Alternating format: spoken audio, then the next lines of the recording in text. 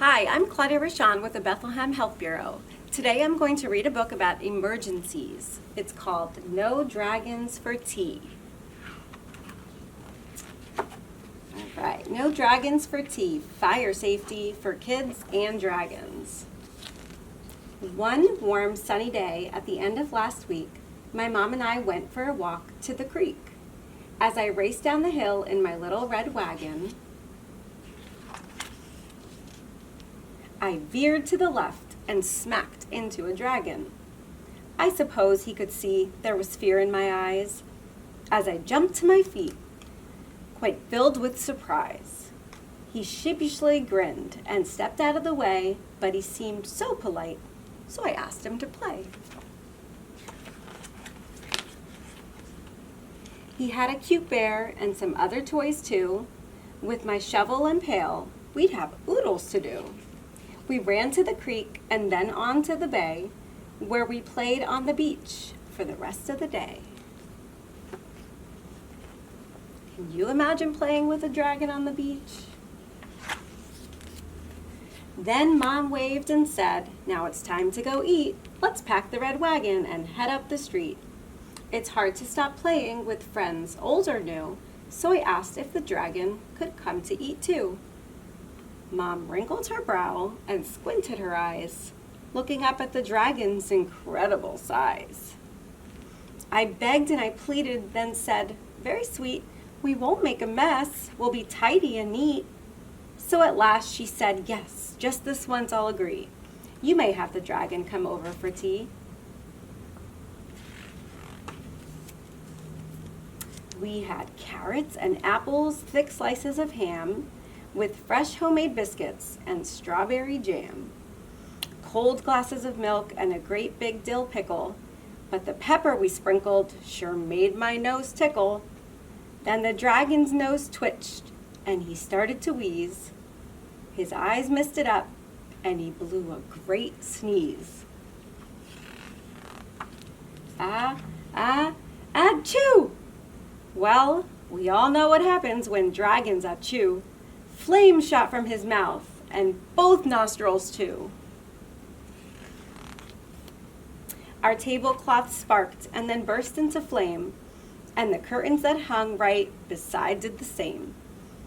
The smoke alarm rang. What a loud, piercing sound! It meant, "Get out fast!" So I dropped to the ground.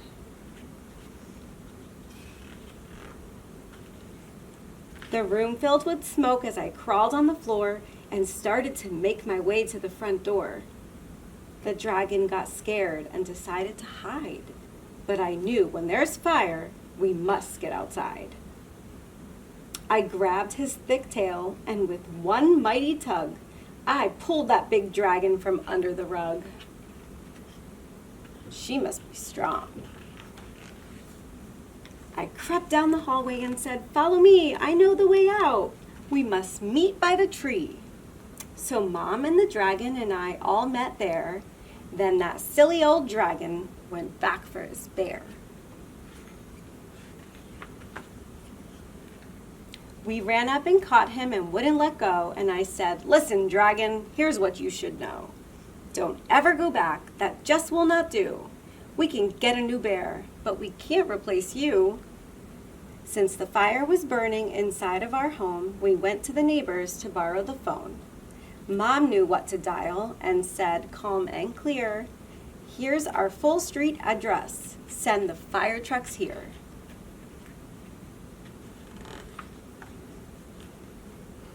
Before very long, down our street they came sailing, with bright red lights flashing and loud sirens wailing. The fire crew rushed to start work on their tasks. They were dressed in big boots and wore helmets and masks. They hooked up the hose and ran into the house, where they sprayed streams of water in order to douse. The table, the curtains, our lovely snack too, and it didn't take long till that fire was through. The fire chief called out the door with a shout, "The smoke made a mess, but the fire is out." My poor friend the dragon knew he was to blame, so he hung down his head and he wept great tears of shame. One of the fire crew said, "Don't be sad, you knew what to do. and of that we're quite glad. You all got out safely, that's really what matters. Then she took us to see the big pump truck and ladders. The dragon put on a shiny red hat, and I asked to see where the fire crew sat. She showed us the siren, the hoses and lights, and the ladders they climb up to reach higher heights.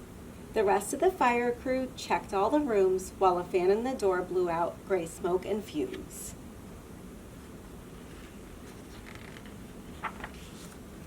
Then the dragon and we sat down for a while. I reached up and hugged him. He gave me a smile. The next time the dragon and I want to play, we'll pack up a picnic and go to the bay. We are friends tried and true, the best we can be, but I'll never again invite dragons for tea. So as you see, this was a big emergency. There was a fire in the house. I'm going to turn it over to Brittany, also from the Bethlehem Health Bureau, to talk to you a little bit more about emergencies and what you can do to be prepared.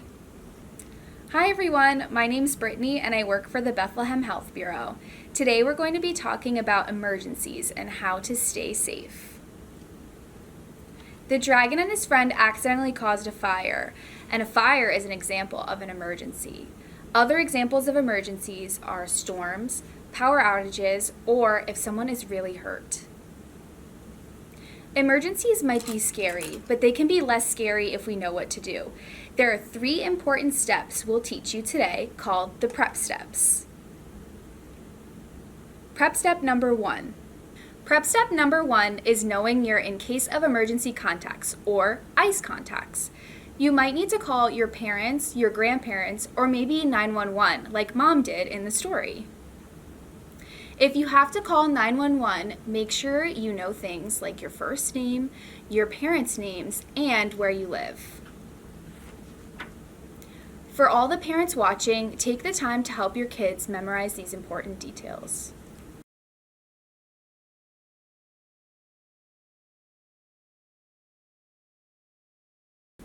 PREP step number 2 is making a plan. Remember in the story when they knew the way out and all met by the tree? They had a plan. Parents, take the time to make a plan with your kids. Discuss how to exit your home and meeting at a safe place. This could be a place like a stop sign down the road or a neighbor's house. I have my emergency plan here, and I have exit routes and my meeting place. PREP step number 3 is packing a go bag. We may not know when an emergency is going to happen. That's why it's important we have all the things we may need ready to go beforehand. A go bag should have things that will keep us safe and also make us feel safe. These are things like a flashlight, water, a blanket, and even your favorite toy. And make sure you keep your go bag in a safe place so that you can grab it whenever you need it.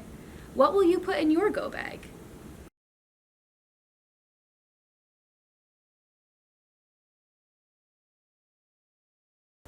Now that we learned all 3 PREP steps, follow the link in the description to learn the PREP step dance. Thanks for reading this book with me today. And learning the PREP steps with me.